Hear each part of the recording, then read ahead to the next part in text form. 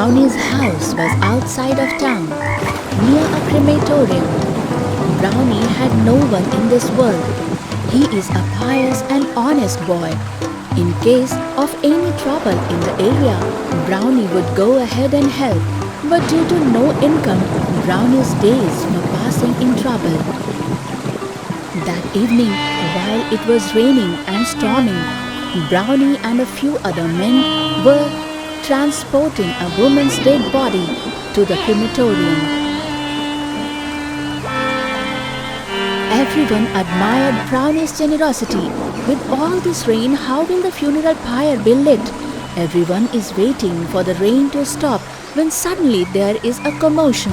Hey, let's go. Water is coming. Hey, let's go. Hey, come. The people who came with Brownie, one by one, all ran away due to the incoming tide in the river. But Brownie waits there because of his selfless attitude. He stays near that dead body.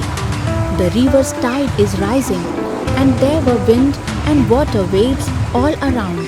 Meanwhile, Brownie doesn't even know when the dead body gets washed away in the river water.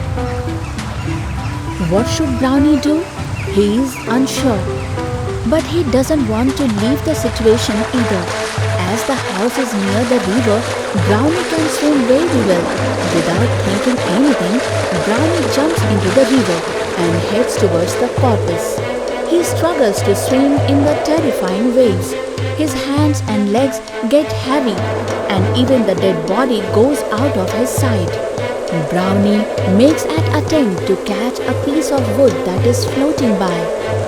No matter how hard he tries, Brownie's hands and legs are becoming completely numb.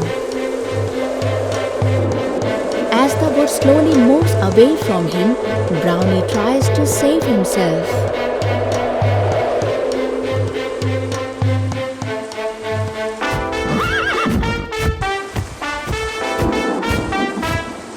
Suddenly, a white unicorn horse comes flying to save Brownie, picks Brownie up from the river and flies into the sky.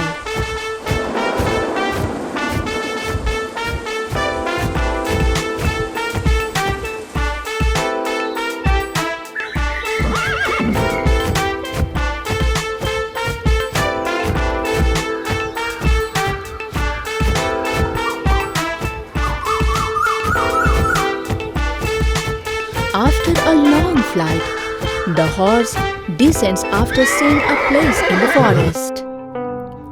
Brownie lovingly names it Unicorn.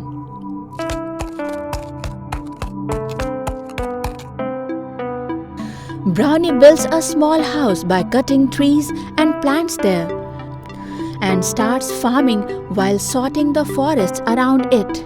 The field is filled with the golden fluttering crop. After harvesting the paddy and filling it in a sack, Brownie flies away sitting on a unicorn. Brownie travels to the market on the horse.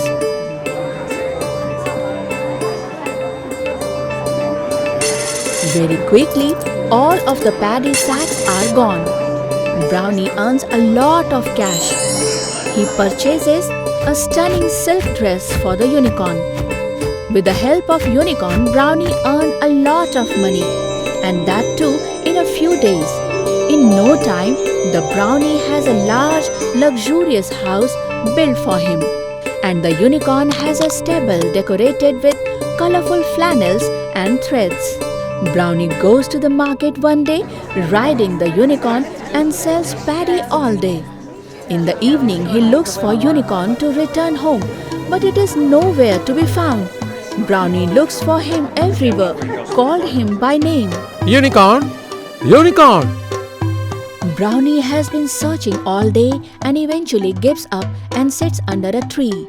Brownie, who is shocked and distressed, falls asleep while sitting under the tree. Brownie has a dream that someone has imprisoned his unicorn in a massive stable.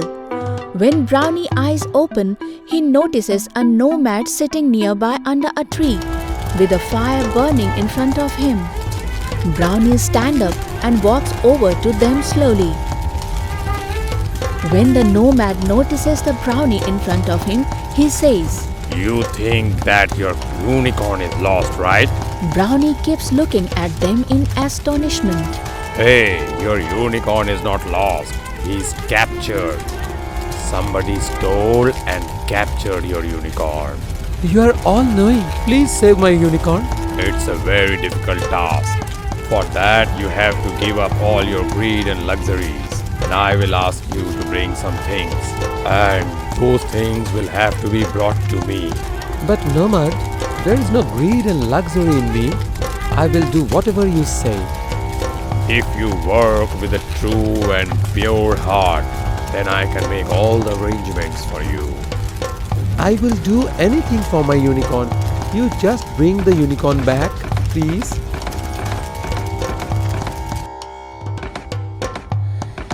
In any case, the true brownie was not greedy. He takes his accumulated money and arrives with the good told by the nomad. In front of the fire where nomad was waiting for brownie. At dusk, the nomad begins casting a spell over the fire. And within moments, an elusive human emerges from it. Oh, elusive human, free the captive unicorn. Whoever wears this ring will get the unicorn. Another thing, the ring will be worn only by a true person. Being happy with Brownie's honesty, he gives him the ring. Below, you have passed the test of truth. Go get your unicorn released from the capture. But remember, give up everything for the truth. But never give up the truth for anything. On the way, Brownie asks a traveler, Where is the king's palace? I work for the king. Every day I stand in front of his court as a guard. Come with me. I will take you to the king's palace.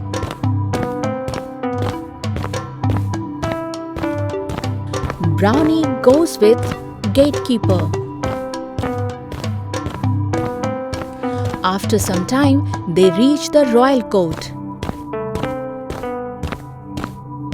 The gatekeeper comes to the king and says, My lord, this boy has come to you for a special purpose.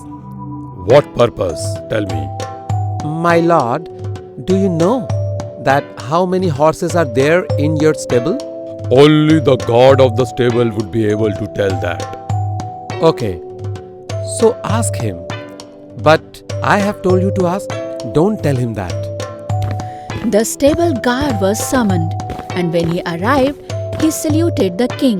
The king inquired of him, God, how many horses are there in our stable?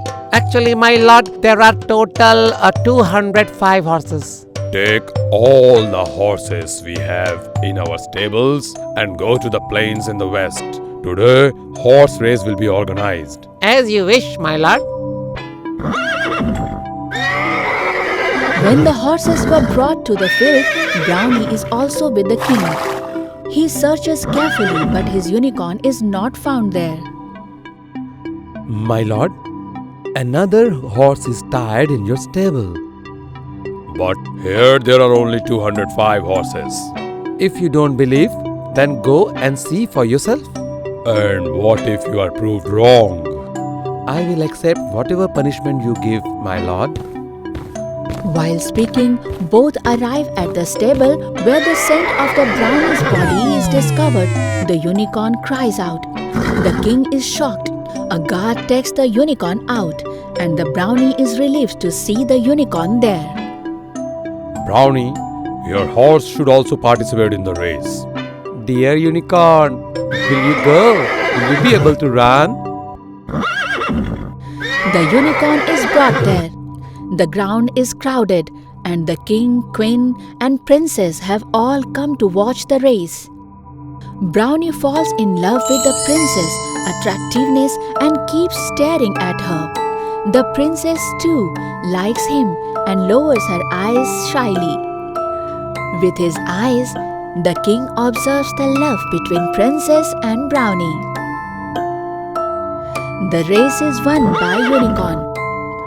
Brownie is rewarded by king with a large sum of money and gems.